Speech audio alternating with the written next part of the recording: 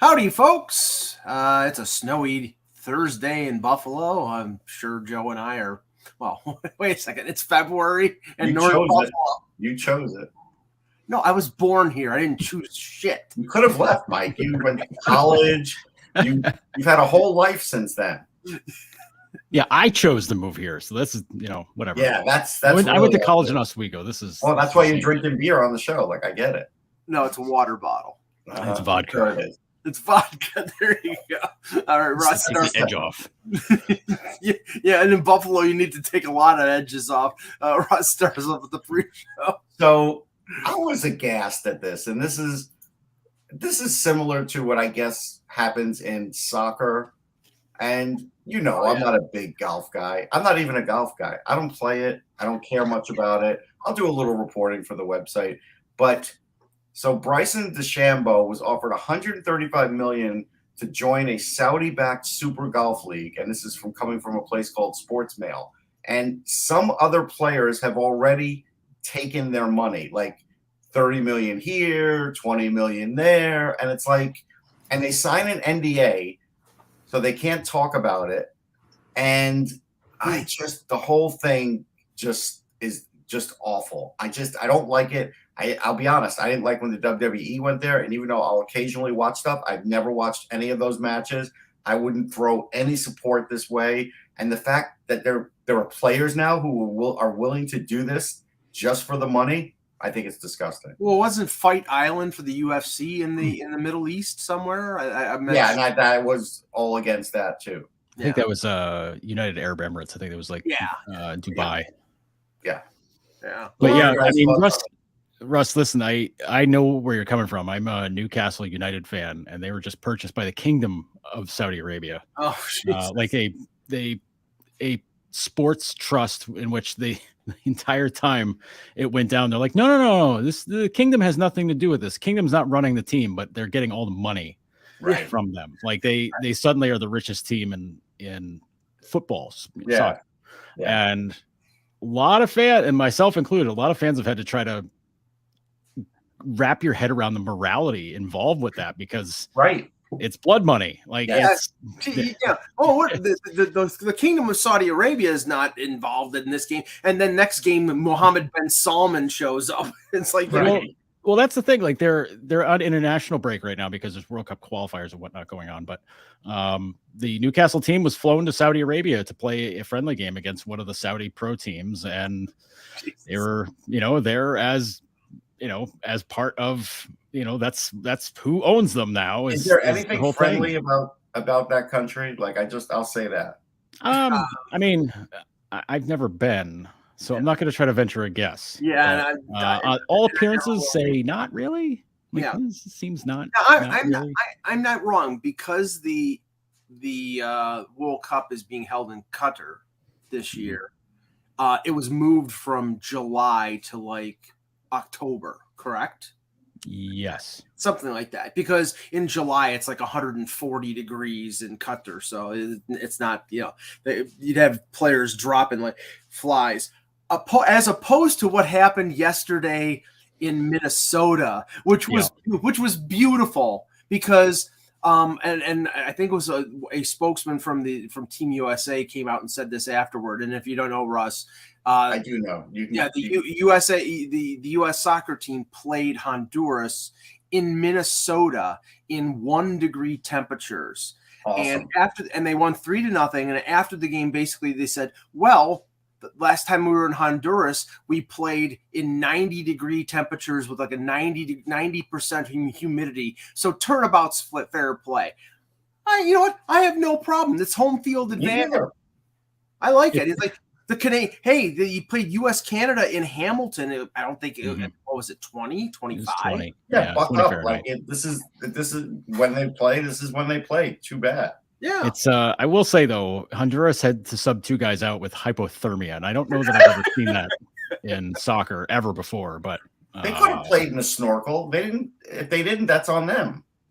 I mean, listen, I don't imagine parkas are allowed by FIFA. That's No, but I'm sorry. FIFA will build stadiums in Qatar and watch all kinds of men die while they're building it, but you can't wear a parka. Yeah, but right? I mean, listen, Russ, that was built with slave labor. So I mean, and FIFA got a lot of money out of it. So to them, it's fine. To everybody else, it's horrific. Yeah. The U.S. players were wearing long sleeve shirts and leggings. So but Smart thing. I'd wear a full face mask, but I'd still play. The question is, what is the more corrupt organization? The IOC or it's FIFA. There's nothing close to FIFA. Or do you think it's FIFA? Okay, because I don't know. I think that it's a contest. Nothing comes to me from what I've seen, and I know they've done a documentary. Nothing comes close to FIFA. Man. Yeah, that's like Carl Lewis versus Ben Johnson. I think that's a race. Yeah, FIFA was very fortunate that everybody wasn't brought down when they got was it Sepp Blatter? I think it was. Yes. Yeah. When they got Sepp Blatter, I'm surprised the head of every continental conference basically was not brought down with them, because everybody was passing money around and everybody trying to get favors. IOC is no different. Like but you're getting paid by countries basically, and it's like the college bowl system with the IOC. Like you have to schmooze them, you got to flash some cash, you got to do this, that, and the other things. An endless row of prostitutes. I mean, just to answer Paul Simon in the chat room, because I'm supposed to be related to Paul Simon. Where's Art Garfunkel? Yeah, well, there is a rumor that Vince McMahon fired Shane McMahon, and that's what he was getting at. I mean, here's the thing. They're getting close to WrestleMania. It sounds like an angle to me. This is bull crap. It's such crap. I mean, and what's going to happen? He's gonna Triple H is gonna divorce Stephanie, and come on, just shut up. I mean, he's like P.T. Barnum. It's so ridiculous. It is. Love kayfabe. Kayfabe's great. Yep. Okay, let's start the show. Hello, Hockey World. Today is Thursday, February 3rd, 2022. I'm Russ Cohen from Sportsology. I'm Michael Agello, and this is the HockeyBuzzcast here on HockeyBuzz.com, and we are pleased to be joined once again by JoeYerdens, who hosts the Maintenance Day podcast with Lance Lasowski, as amongst other things. And welcome, Joe, and I definitely wanted to have you on today because of what happened yesterday. And okay, I'm not going to bother going through because everybody saw the video. Everybody saw the video. Okay, so let me just give you my take and tell me if I'm wrong or not. First of all, it is clear from the video that there is personal animosity between Rocky Wertz and Mark Lazarus. I think that was communicated by how he responded to him, and then how he sort of cut him off, and the other reporter who asked the question about the whole Kyle Beach situation. My feeling is that Rocky Wertz thought that once he paid off Beach and there was non-disclosure agreements, that he wouldn't have to deal with the situation anymore. And it was brought back in his face. His son was more than willing to answer questions about it. Ed Olczyk was part of the panel. There was somebody else who was a part of, I think, the PR staff that was part of the panel. They wanted to answer it and they wanted to move forward. And Rocky Wertz, his response was basically, we're not looking back, we're looking forward. Well, part of looking forward is looking back. So I get the feeling that he was just like, I want to get past this. I don't want to answer these questions. And like somebody in the chat just said, he embarrassed himself. But, is it unreasonable on his part to believe that once you pay the money and once you got a non-disclosure agreement, you can just move on and not deal with it? I think you have to deal with it because it's a situation that has tarnished the game. That's his response was what I would expect from somebody who is stupidly rich and feels they're above all questioning of how they've done things. That to me tells me everything. And the fact that he said, I don't want to look back, I want to look forward. Well, why did you put Patrick Sharp and Marian Hossa on your GM search committee when, they were on that team in 2010? Like it's talking out of both sides of your mouth, which owners are great at. And it's thinking you're above, you're above reproach. That to me is what, I don't really look at it as a personal thing with Mark. I think anybody who asked that question was going to get that over the top. Oh yeah. Rocky just saying, I got this one. Let me go off on it. Like, and he shuts up his son. He shut him down. I mean, he's like, no, I'll handle this. I'm like, and that's the problem is a lot of that went on in the Blackhawks organization when things were going on. And so we saw it firsthand. Jim Naveau, I know him as Jimmy because we've hung out a few times. I haven't seen him in a while though. Was on Joe's feed and we were talking about that. And it was totally, and I said, totally reasonable question. But then the other thing that I took out of this was, remember, the Blackhawks sent out that message that they were going to, do the right things and they're going to tell us about it and everything. And Rocky Wertz basically said, I'm not telling you anything. None of this is your business. And that is the problem with the Blackhawks. Because if you ever want to turn the page, move on, and look forward, you have to show people you're doing it. And by showing people you're doing it, you do have to have a level of transparency, which apparently Rocky Wertz doesn't want to have any, and shut down his own son, who was willing to give some. And so that is a big problem now that was out on the stage at a town hall. You could ask presidents of the United States questions at town halls, and they will never act like that. Even Donald Trump wouldn't act like that. Like I'm just saying as an example. Like it just was unbelievable. No, he just say China all the time. But no, Right. but yes, I mean this was the funny thing was this was supposed to be a positive PR event. This was supposed to be, it was supposed to, like, okay, here we're looking toward the future. We're looking toward, how we can move forward and this and that. And it was like somebody threw a hand grenade into the room. So I know that a lot of people made something of what Wayne Gretzky said because the game was that was a big deal. That was a big deal because Wayne carries a lot of weight in the sport. But I don't know, like, okay, this is not going to be a Donald Sterling type of thing, or where they can force the Wertz family to sell the team. I don't know, Mike. It could be. Well, I don't know, Russ, because Daniel Snyder is still an owner in the NFL. You're talking about the NFL. This is a completely different league with different sensibilities. But Joe, the Wertz family are power brokers in this league. They're about the same level as Jeremy Jacobs in Boston. I don't see them getting pushed out unless there's, it's something so reprehensible. And this is close, but this is just sort of like blindness to what's important. I don't think they can force the Wertzes to sell the team.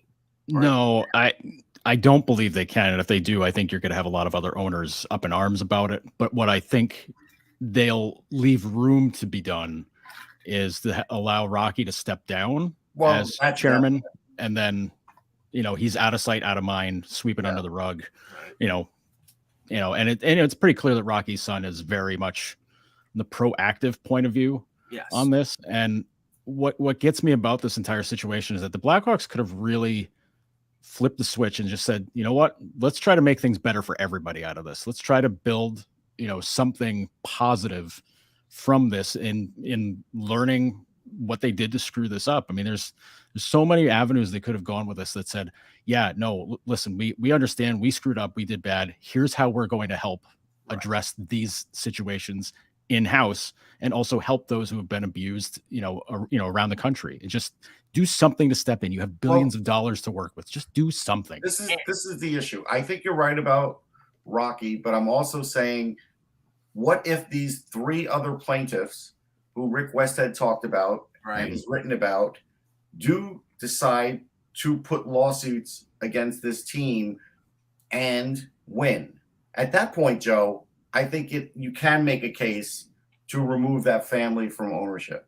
Oh, absolutely. I mean, at that point, you're talking about gross negligence, which you can argue. I mean, we can all argue right now that they're already guilty of that. Right. When you let Aldrich leave on his own and then write letters of recommendation for him to go elsewhere, and you know what he's done.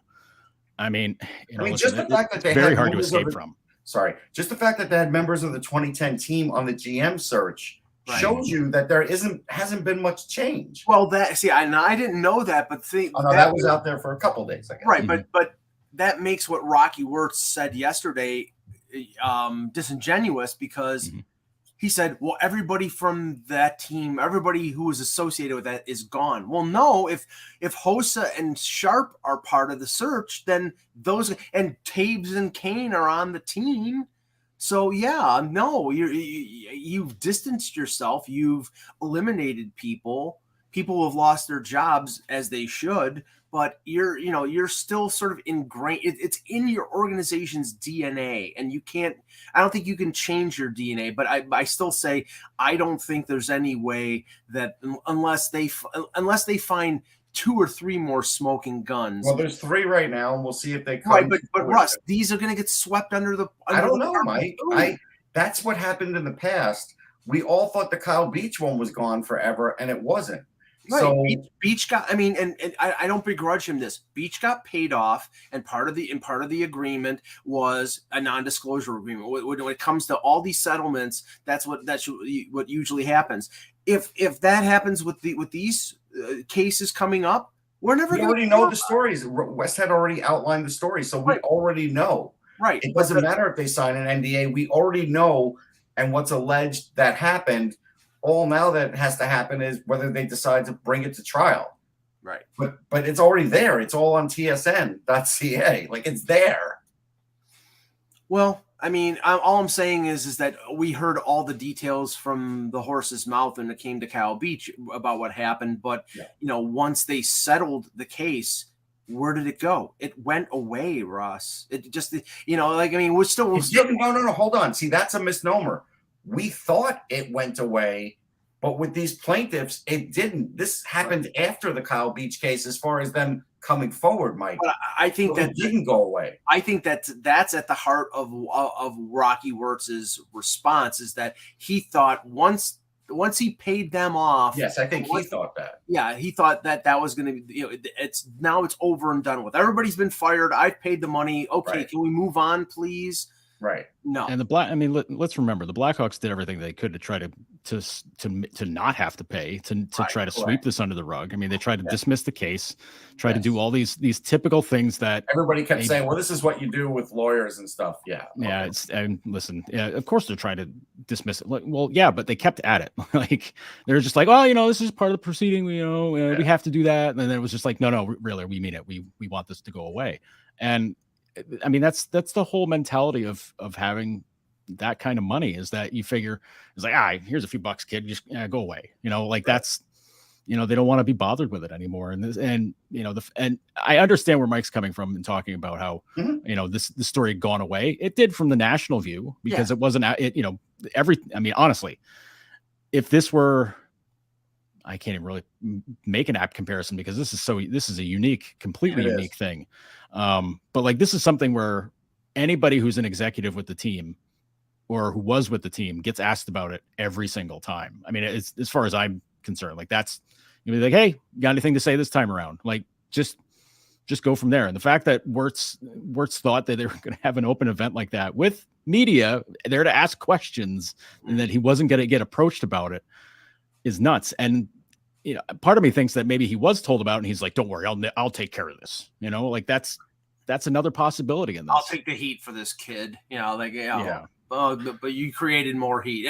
And somebody made the point, now Gary Bettman, in a event that was supposed to be positive, he'll hold his state of the game at the halfway point of the season in Vegas before the All-Star game. And what do you think the first 2 or 3 questions will be? It'll be on that. It'll be on this. And the thing is, like Gary Bettman always does, he may chastise them in public, but he will protect his bosses. And his bosses are for as long as he can. I mean, again, there may be a point. Yeah. Right. The question is whether there'll be, the outrage will continue because Russ, it could just lose momentum. The outrage is thick right now because the video, it happened yesterday, but will the outrage continue a week from now? I think it will continue, because one of these cases, if they go forward, involves Miami University, and involves a university, Mike. Miami of Ohio. Yeah.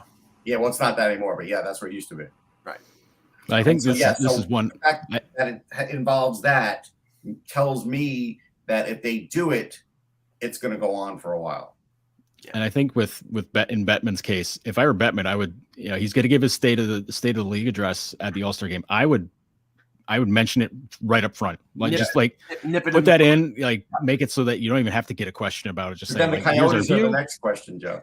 Well, I mean, listen, there are only so many raging infernos you can take care of at one time. Since you brought it up, and we talked about it yesterday, Joe, the fact that they're considering playing in according to Elliot Friedman, 3,200 seat arena after they do updates at Arizona State. Russ and I are in agreement on this. If they don't have a shovel in the ground in Tempe, that the building is definitely 100% going to be built, they cannot play at Arizona State. It's an atrocity if they do. No, I agree completely. You cannot go in there blindly and think like we're going to get there's going to be a deal done soon and it'll be fine. This ain't fine. Like this is, you cannot, like there's the bill of goods has already been sold too many times with the Coyotes. They got kicked out of America West because that's the Suns building and it was crappy for hockey, honestly. Mm-hmm. They build the thing out in Glendale, like great arena, beautiful arena, love the setup, but it's impossible to get there on a weekday game night. You have to leave work early to beat the traffic to get out there because, typical city, everybody lives in the suburbs. So Where's everybody going after work? Out of town. And you're stuck, you get stuck in a car accident or you get behind a car accident or something like that. You're never getting to the game. Yeah. So, I mean, this whole thing, I don't like to use the word boondoggle, but it's pretty close. All the song and dance they had to do with the Glendale City Council for, 2, 3, 4 years in a row. The fact that the city council now told them to like, hit the bricks, you're out of here. We're not paying for this anymore. I enjoyed the webcasts. I did. I was laughing at a lot of it. I have to admit, I watched some of the webcasts. But I mean, if you guys are right. Like if they don't have a shovel in the ground, if they go to play at Arizona State and they don't already have like the framework down and they don't have a thing approved, you can't do this. Like unless you're charging $1,000 a ticket, you can't do this. You'll be playing there for 3 years. Yeah. Yeah, you can't do it. And the only thing I can we know what the Islander situation, but the Nassau Coliseum was still 13,000-14,000 or something like that. And Randy's in the chat here when the Flames, when they were building the Saddle Dome, they were played at the Calgary Corral, and that was like, I think Randy said 6,000 seats, but it was only for a year or two, I think at the most, and they were building the building at the time. So unless Batman set the standard, that's the problem with this. He set the standard, and the Coliseum almost wasn't good enough, if you remember, and the MTS wasn't good enough, and they had to fix it. And it's part of the CBA. It's part, there are specifications in terms of seating and in terms of amenities and things of that nature. And then that's why they would have to update Arizona State. So it's just friggin' move the team. I mean, I'm sick and tired of talking about Redfield T-bomb and lawsuits and Jim Balsillie. It's just been a cluster for the last 15 years. It's just ridiculous. The thing about this that is just amazing to me is that it's gone on this long. Like it's incredible that this has gone on as long as it has. But the fact that I like you mentioning the Calgary thing, like that's what, the 70s, 80 it was 86, I think. 86. Okay, so like 7,000 a game. The money's different in 86, flat out. Oh yeah, right. That was good old John Ziegler. So that's enough said. But like you're talking about a league that has attendance down all over the league. You have some teams that were able to carry their weight in attendance, even though they had low ticket prices. Buffalo, not selling tickets anymore. So you've got they're a huge loss leader as it goes. You're not making any money in Arizona, because if they were, then there's no problem. Yeah. Ottawa's limited to 500 seats right now until next month. Yeah, but why would any team want a revenue share with them if they have 3,200 seats? Exactly. So I mean, that's and the team's already. I tell you right now, owners already hated giving money to Buffalo. Oh yeah, because they're like, they sell out the building, and how come they're not making enough money? And they have to keep the ticket prices down to sell out the building. Well, ticket prices are still down, and now they're getting 8,000 a game. So it's there's so much on their table. Like they can't do it. The league can't do anything about the Sabres. They can't force them to raise their prices. No. They can't do any of that. But they can do something about the Coyotes. The Sabres are actually in great shape compared to these other two problems we talked about. Yeah, which is sad. The Sabres will bounce back once the border gets back to normal, and they do have some young players that are coming back. The funny thing is that they kept the joke was that that Tom Golisano kept the ticket prices low because he needed to pay Monica Seles to marry him. But Jesus. Yeah, I know. Sorry, Tom. Don't sue me. Yeah. Okay. Let's move on from Chicago to Anaheim. Yes, to Anaheim as they hire Pat Verbeek as their new general manager. Verbeek was an assistant to Yzerman in Tampa, an assistant to Yzerman in Detroit. So, I know that Steve Yzerman came out and made a statement afterward and said he's been ready for a number of years and he's a good candidate for manager. The funny thing is, and I want to talk about Verbeek in a minute, but Joe, the runner-up for the Anaheim Ducks job was one Jason Botterill. Mm-hmm. Interesting. Yeah, I should have expected that because, I mean, once you're a GM, your hat's going to be in the ring, forever, regardless of how things go, it seems. I mean, Milbury never got another. Well, that's different. All right, but I'm just saying. That's a whole different thing. I know. If you're going to put Mike Milbury and Botterill in the same boat, man, that's tough. No. I'm not trying to do on that. My resume, I traded a Hall of Fame goaltender so I could draft. I just wanted to point out the possible and a Hall of Fame defenseman. Don't forget that. Yes, that's right. So I mean, I'm not surprised, and I think honestly, you can look at the Buffalo situation and say like, yeah, but that's Buffalo. Like that's its whole other thing. And I know it's extremely fair to be critical of Botterill's era here. Like it's very accurate to do that. But there's a couple of contracts where I just go, that's not him. Right. The Eichel contract. Well, the Eichel contract was definitely not him because Botterill said he wanted to go bridge deal with him, which at the time seemed insane. Like, what are you doing? Like, you can't push that there. But then there's the Skinner contract, which for a guy who's a cap guy and a cap guru, the whole thing, the fact that he would give $72 million to a guy coming off of 140 goal season seems not right to me. And so like those are moves, and the O'Reilly trade, that's not. That wasn't Botterill. That was clearly Terry and Kim Pagula, and especially, and I've mentioned this a bunch of times because I was told this by someone in the know that they got less in that deal. Remember, it was Sobotka, it was Berglund, it was Tage Thompson, and a number one. They got less in that deal because they didn't want to pay, I think it was $8 million signing bonus. Right. And St. Louis said, okay, we'll pay the bonus, but we're not going to give you a Kyrou or a Thomas. Or how, and I'm sorry. To Jonathan S. in the chat room, just because I grew up a Ranger fan, it doesn't mean I would feel differently if I were an Islander fan with Milbury.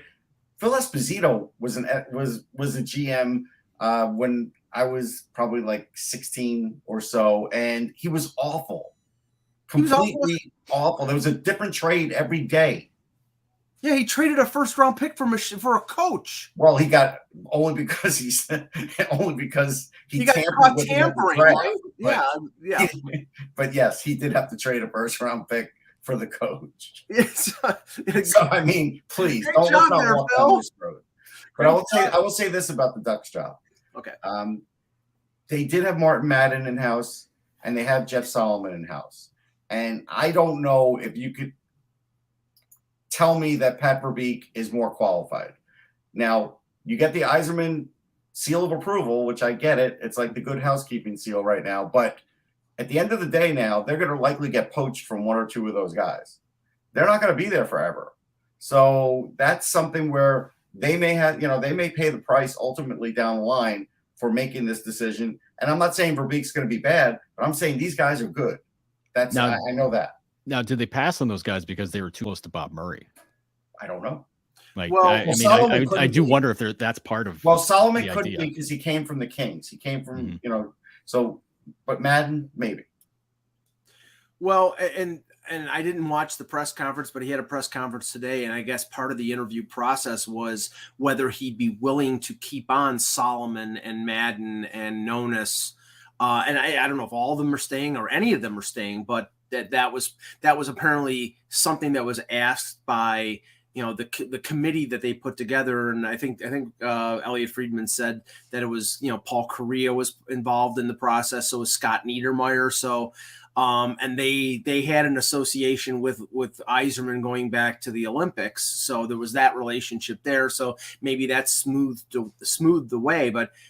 Russ Solomon's only been there for, I think, less than a year. Madden's been there for a few years, right? A long time. Not a few, a very long time. And Nonis was brought back as an advisor right after he was fired as Leafs GM. So I think he's been like an assistant to the general manager for like 4 or 5 years at least. Yeah, Martin Madden has probably been involved with being the best drafter in this era. Like, you go back and look at their drafts, they do a great job. They do a good job with development too. Very few have, very few top picks, very few expected guys have failed, and a lot that you didn't expect to do anything have done well for them. They lose him, that's a massive loss for them if that were to happen. Right.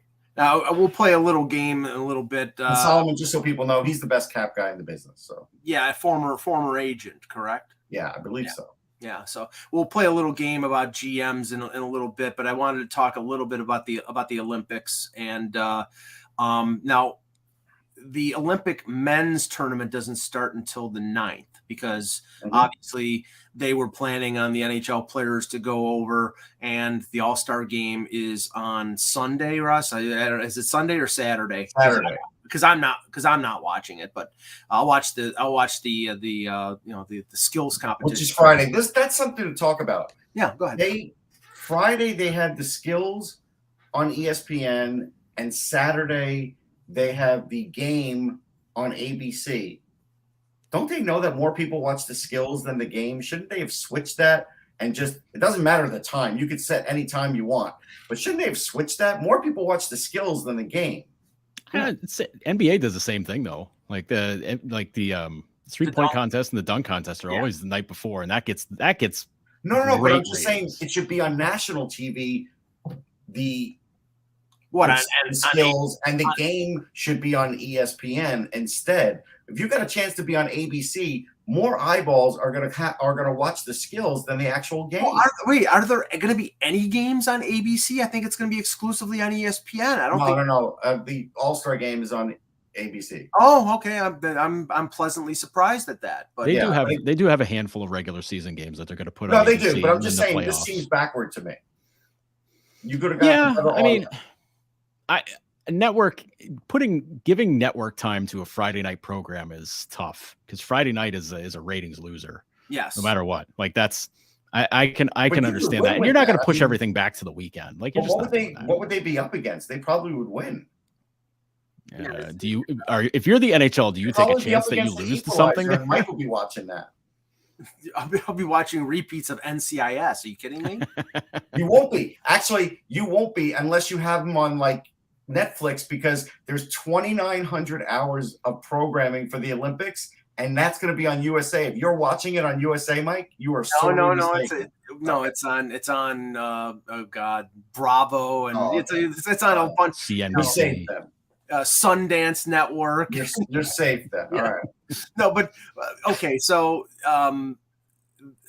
the women's tournament has started. Yes. Canada destroyed Switzerland. Was it 12-2 or something? 12-1, I think. Yeah, some ridiculous amount like that. And the U.S. won 5-2 over Finland, but Brianna Decker got hurt, and she's out for she's out for the Olympics. So I think that takes a little bit of a shine off of the U.S. in terms of the eventual potential U.S.-Canada match. That's a player that's a real key for them, Ross. It's a key player. She's a great skater, a great leader. I've interviewed her a bunch of times. I'm really like her, and you heard her scream, which kind of made it worse. Yeah, it was really. I cringed. It was really bad. It was bad. I cringed too, but I have to say though, Abby Roque really stepped up in her spot and did well, and she's a rookie. So They're a deep team. The issue is, though, because I was on that call, they don't have a taxi squad.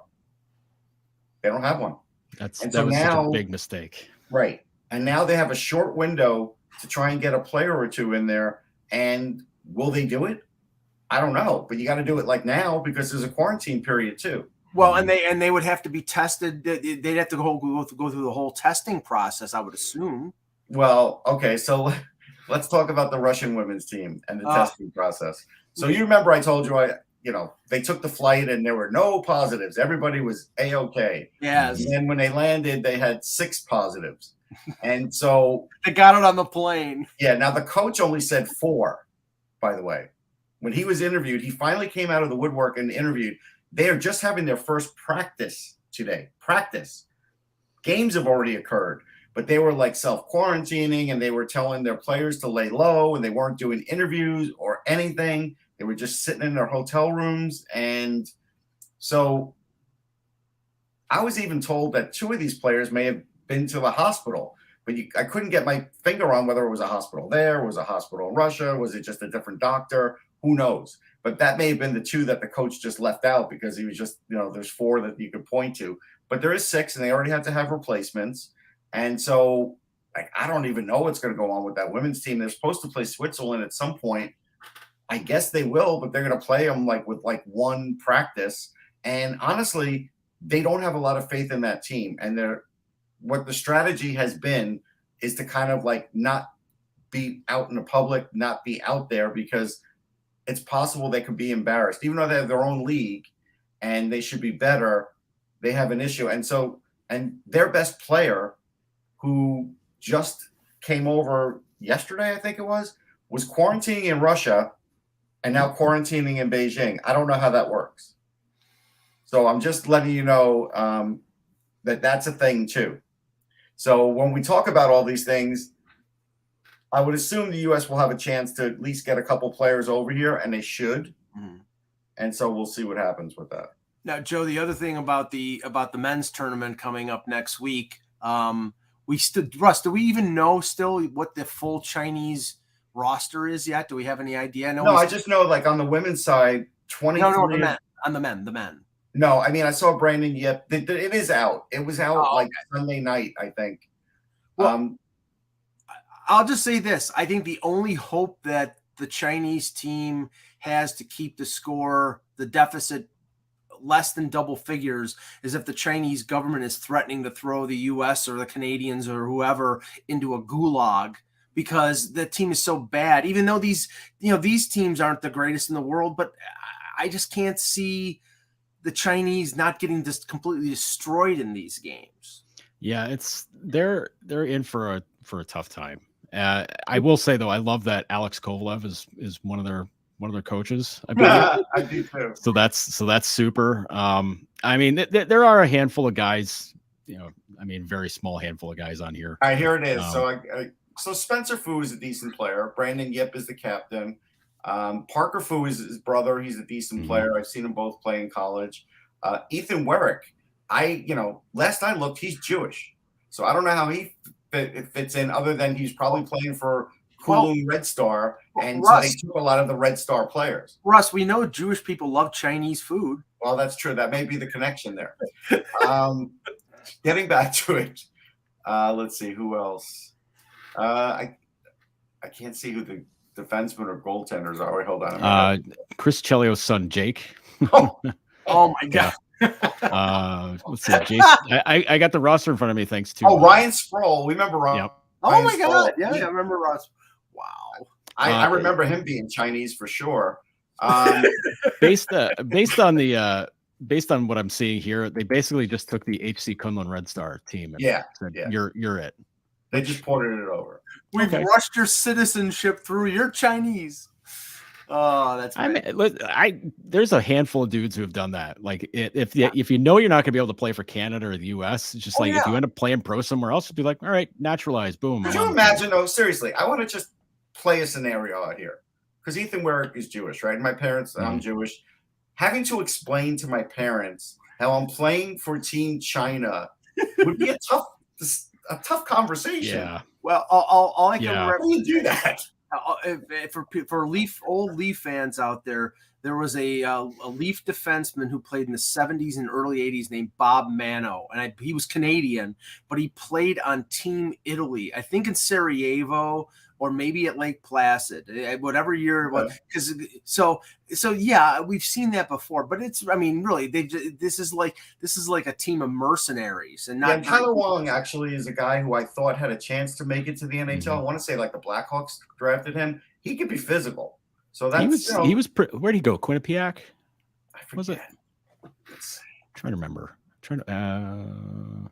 I want to say he was an ECAC guy, but yeah. Yeah, he's another guy that's on Cool and Red Star. So they did just port over the roster. Which, I mean, hey, when you're in a pinch, why not? He was Lethbridge, and he was drafted. Who am I thinking of? Oh, he never got drafted. He was with the Wolves. That's where I got Chicago from. Oh, okay. All right. Okay. Just looking at some of the games. 28 points this year. Anyhow. Just looking at some of the games last night, and this is an ongoing thing. I will break out my sign again. The New York Islanders lose to the Seattle Kraken, Russ, 3-0. Well, I got to tell you, the outcry on Twitter, like this was their worst loss in the history of the UBS Center. No, I'm kidding. Wait. They lost it. They lost to Joseph. I mean, I'm not taking anything from Joe Wall, but they lost to the Leafs and Joe Wall, who is an AHL goaltender who hopes to be an NHL goalie, but they lost. They got shut out by Joe Wall. But I was just making a small joke, parlaying it into the bigger joke that the way Twitter acted, this was the worst loss in Islander history. Okay, like it just because I think this was the loss that now told them, okay, the team really isn't good enough. The team really does need to retool. And I told some people on Twitter, they're like, well, yeah, they'll wait on that. They should not be waiting on that because like Kevin Allen tells us, with all the teams that are capped out, you don't want to be that team that all of a sudden can't deal the guys for the assets you want or can't deal the guys at all. And you don't want to be holding the bag at the end. I mean, Joe, we talked about this before, but it's really stunning how a team like the Islanders, who had Stanley Cup aspirations, who come within, they got to the conference final 2 years in a row, and we have to factor in the fact that these were COVID years and shortened seasons, and they have more of a veteran roster, but that a team with so much expectation comes out of the gate as badly as they do, runs into COVID issues and injury issues, and now you open your eyes halfway through the season. They've played 39 games. They're 16, 17, and 6, and they're double figures out of the playoffs. It's over, really. They have no chance of getting back into it, and I don't know what Lou's going to do now. Yeah, I look at this and I wonder. Beginning of the season, they had the super long road trip, and I get all that. But people started talking about, I don't know, Barry Trotz, is he the guy anymore? And listen, I know his system has done wonders for the Islanders, but you see what how the Rangers play. You see the way that Carolina plays. No. You see the way that Toronto plays. You see the way half the great teams in the East play. It is not that style of hockey. Like that, that beat 'em up, grind 'em up style is great in the playoffs because the rule book is a suggestion. But regular season, trying to play that way 82 times, it's so hard. And you got to catch teams when they're down, when to play like that, or get, go out and grab a 2-0 lead so you can shut it down. Right. This is, I don't know. It goes back to why I hate that the rule book changes in the playoffs, because you're playing one way. Because they built a playoff team, but you got to get there. Right. And, that's, I'm sure that's what, I'm sure Lou understands that. And I'm sure that's what Barry's saying. Yeah, but look, they had COVID issues. Hard. Like, I get it. They had some bad breaks. The road trip, we talked about the road trip, and everybody was poo-pooing it. Everybody thought Barry Trotz would just magically walk them through it. Didn't happen. No, and honestly, they don't have the tremendous depth to be able to get through this. They were, I mean, I know. Listen, you lose Pulock for a bit, you lose Pelech. Like that's, you lose your top 2 defensemen for a spell. Like that stinks. But like you're not getting anything going. The goalies were basically holding down the fort for a while, but Sorokin's cooled off. Varlamov doesn't look great. But remember, we got to go back if we want to do real forensic work here. I mean, Devin Taves. None of us were in favor of that. We were like, well, the they chose the wrong players to use as cap relief. They traded their mobility on the blue line in Taves and Leddy. Leddy's totally had a resurgence. Yeah, so they they couldn't pay Taves, and Leddy was in the final year of his deal, and he was making over $5 million. And they dealt Leddy before they dispatched the Boychuk contract to Buffalo. Really, they probably should have traded. They shouldn't have re-signed Kyle Palmieri on a $5 million deal. That turned out to be worse than we thought. We thought it was okay. The judgment. See, this is the thing. The judgment of Lou, and I go back to Toronto here. Like for example, he gave Patrick Marleau the extra year on his contract with the Leafs. That ended up costing the Leafs a first-round pick because they had to dispatch that deal in the final year. And I think Lou has made some questionable, I think he made them because he thought that they were one player close to winning a cup. And sometimes that's the worst time to make those kind of signings. So I get that, but I mean, you're talking about a team that was in the East Final 2 straight years, and a team that get a couple of bounces, maybe they're in the Cup final. Well, they got a big break with the bubble because they weren't playing well enough for that. Last year was good. Last year was good. Yeah. But the bubble year, they got a break on that. We have to admit that. Oh, sure. I mean, so did Dallas. So did I mean, the Rangers shouldn't have been in it either, right? I mean, but they were in it too. Yeah, imagine if Buffalo had made it instead of Montreal. Like how weird that would have been. One win. Mm-hmm. One win. That was the difference. They stopped the season one day later than who knows how. I do have a side subject here, Mike. Yeah, go ahead. And that is because I was asked to look at, who would I vote for the Hart? And we alluded to it a little yesterday, but I did a little more digging. Okay. And Igor Shesterkin would be my Hart Trophy candidate, my number one, because his GSAA is a 25.7. Like, I've talked about it on this show before. And usually guys are like 10, 12, 13, and that's a really good year. He's leading all of hockey with a 25.7. He's got a .937 save percentage. He's got a 2.10 goals against, if you care about that. I don't even put that much stock in that. Now I agree. He would be the first goalie since Theodore to win, right? Right, and I was actually at that ceremony, and that really did jog my memory because at that time I was like, hey, I get it. Theodore at that time was amazing. And this is a year in time where, with the Rangers, I get Kreider scoring, but in the end, he's not scoring 60 goals or 70 goals. Well, he might score 50, but where would the Rangers be without Shesterkin? That's the question. I agree. He's definitely got to be. But, okay, look, usually your Hart Trophy winner is going to come from a team that's at the top of the standings or a team that nobody expected to make the playoffs and one player. Now, I'm sorry. I think McDavid and Draisaitl cancel each other out right now, and this is a team that is going to be lucky to get in the playoffs. So I don't think they're going to be legitimate candidates. Just going west to east here. If it's Colorado, isn't Nazem Kadri the Hart Trophy candidate? Right now, it would be. No, no, Makar. No, it's absolutely Makar. Oh, Makar. Yeah, it'd probably be Makar. Yeah. So Makar from Colorado. I would probably say, well, I don't sleep on Jonathan Huberdeau. Well, yeah, Panthers are a freaking machine, and Huberdeau is playing unbelievable. He is. Yeah, I mean Huberdeau, with Carolina, would it be Aho? Would it be? I mean, they're might be Freddie Anderson. That would be fun. I'm just saying, Mike. Regular season Freddie is maxing out this year. Could it be Victor Hedman with Tampa Bay? Yeah, it could be. I mean, Hedman's having an unreal season. I mean, if you're gonna mix Toronto in there, probably Austin Matthews because he could win consecutive Rocket Richards. I mean, it's tough. I'm telling you, he's in the race. These numbers are not just numbers. Like these are numbers that are freak numbers. They're freak numbers. Whether he keeps it up or not, we don't know yet. There's a lot of games left. But in this kind of season, if he keeps it up, now he should be Vezina with a bullet. Yeah. I mean, there should be no doubt about that. But he has to be an MVP consideration. Yes. Now, last night the Oilers beat the Capitals 5-3. This game was littered with, well, first of all, Garnet Hathaway wastes Connor McDavid with a check, Yeah. and then Cassian goes after. Cassian does the only thing that Cassian can do, which is be a deterrent, and he goes after Hathaway. Assassination all the way. Yeah, It wasn't much of a deterrent if he already hit McDavid. right. That's true. That's true.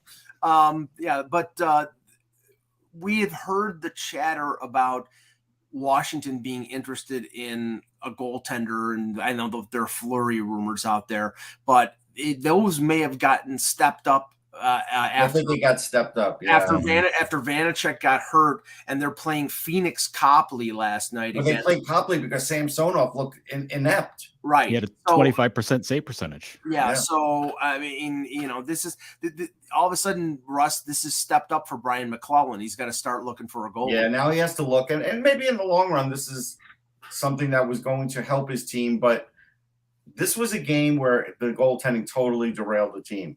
Now, they did get him out, and it was 3-1. And I don't know. Washington without Ovechkin at the moment didn't look very good. They did have a hard time even trying to get back in that game because I was watching part of it.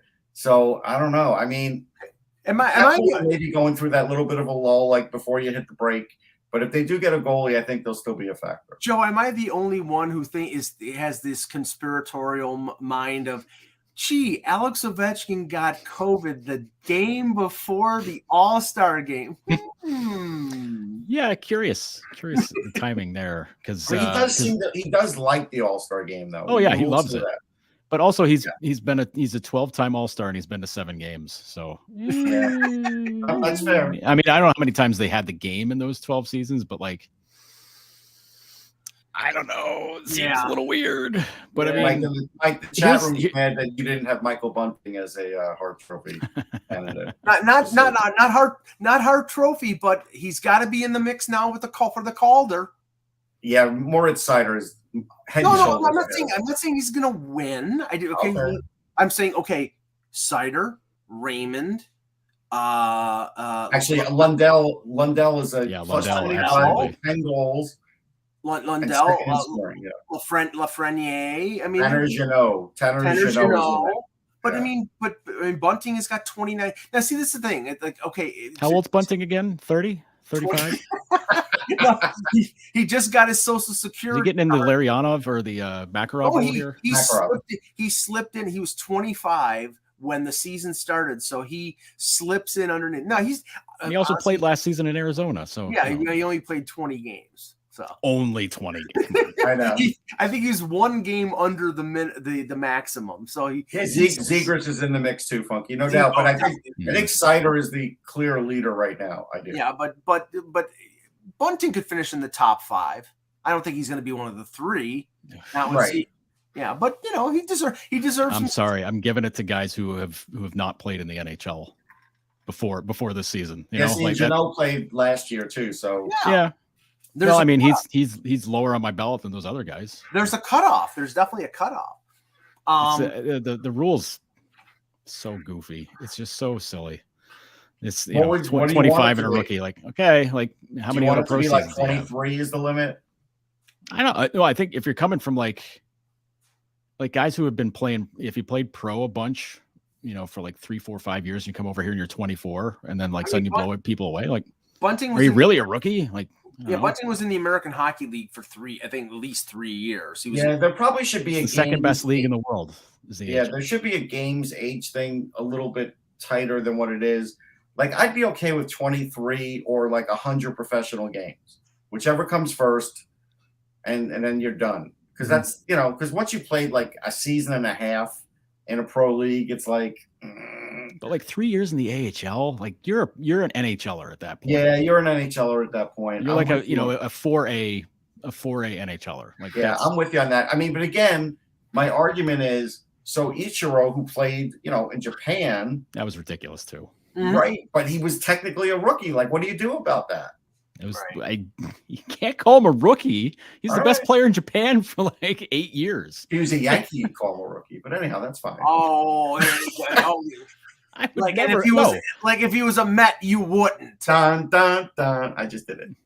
There you go. Hey, Hideki Matsui didn't win Rookie of the Year. He was like 27 when he was 27. Yeah. He didn't deserve this. Dude, Ace Ferguson, we know that Jeff Petrie wants out. We talked about it 2 days ago. Thank you. Yeah, and we'll just say this.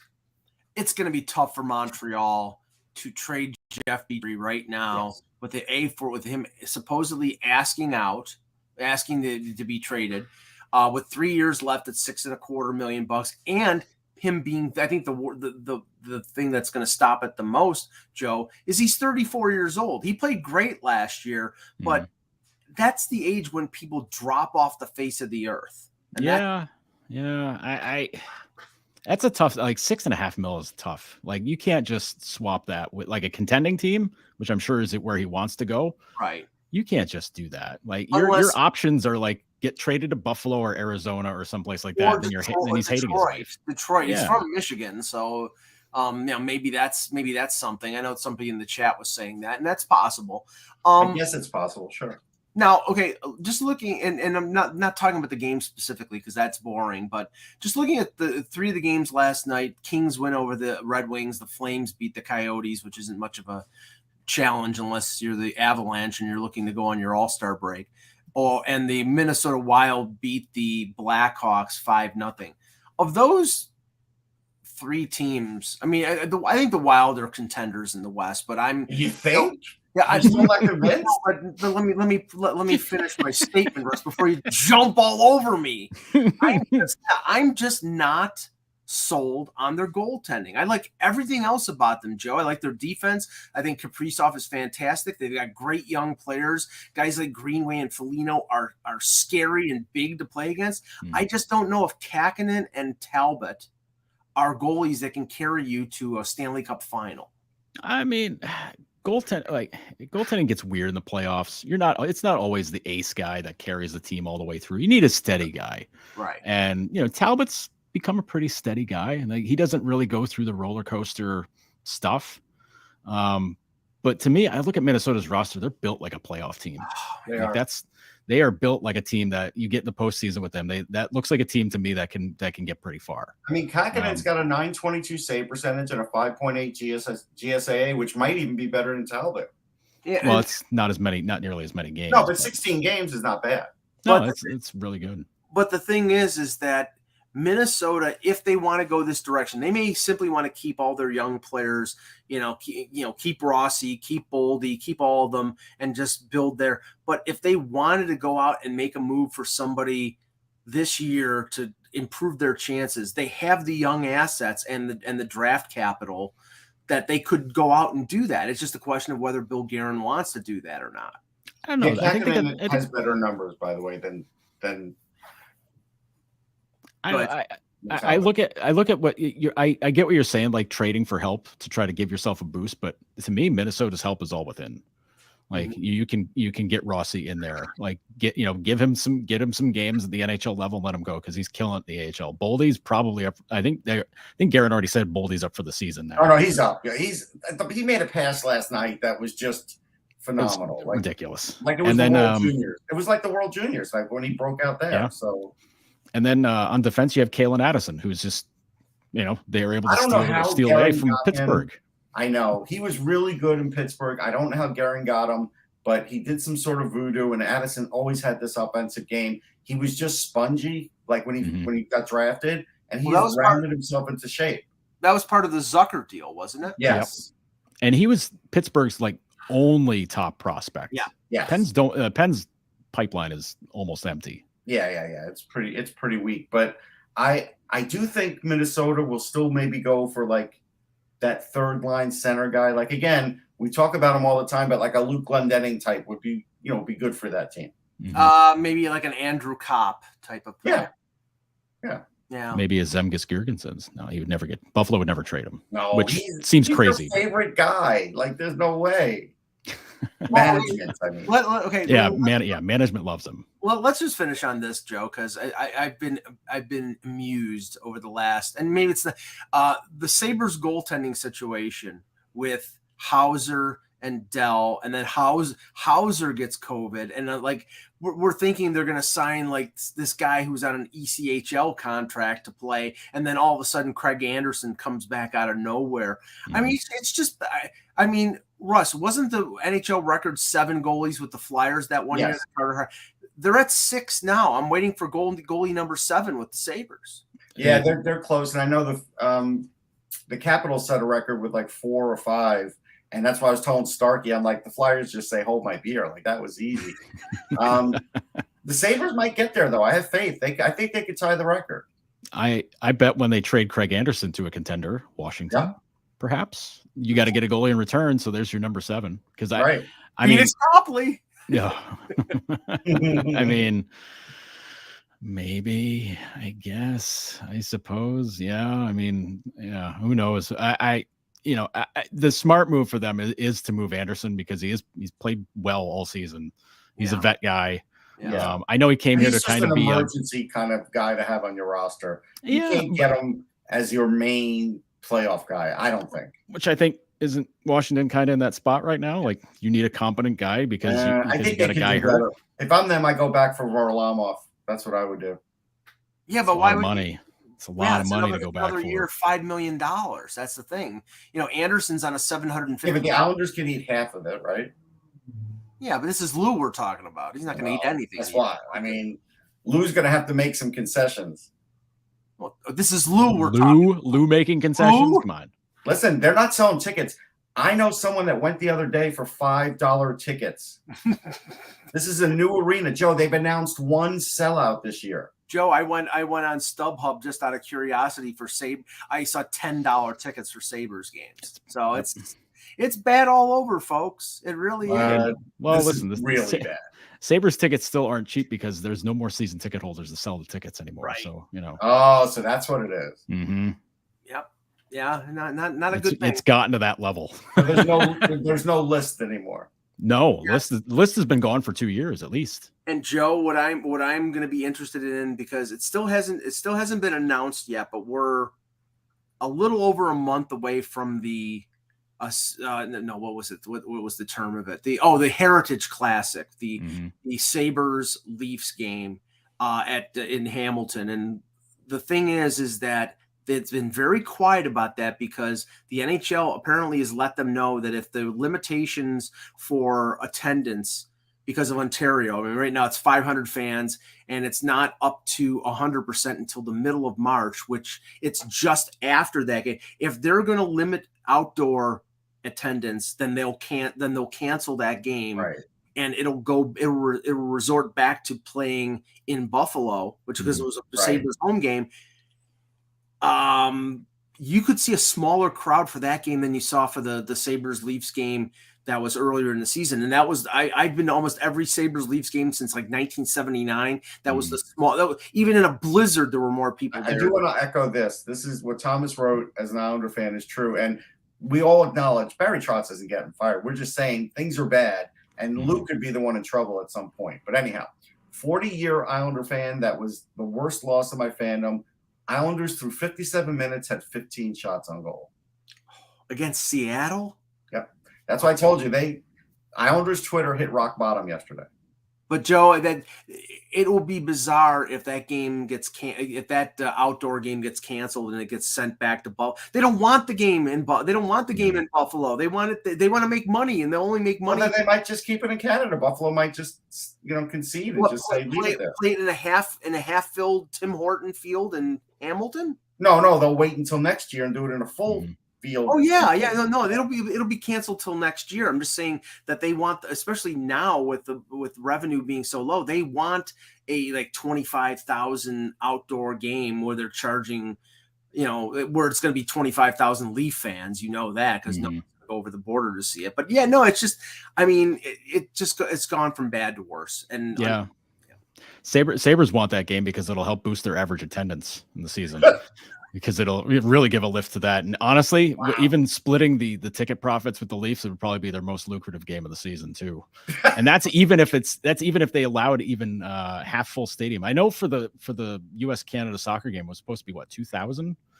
They're supposed to limit it to, and it looked a little bit more. It looked bigger than that. Yeah, but I mean, there's no way you're going to let people slide to get in there for an NHL event. Like that's, you got to have your ticket right out there, front and center. But, they're not going to go every other head and be like, yeah, it's fine. We're okay. But this is, I mean, it proves to me why they haven't shown the jerseys yet for the game, because they're still trying to decide whether it's going to be played. One last thing worth mentioning, because Johnny Red's bringing it up. He's asking me if the new MSG on the west side is maybe a go. No, actually, there was going to be a point where New York City was going to move Madison Square Garden to enhance Penn Station, and they just spent $1 billion. Doesn't matter. It was in the plans, Mike. Before COVID, this was going to happen.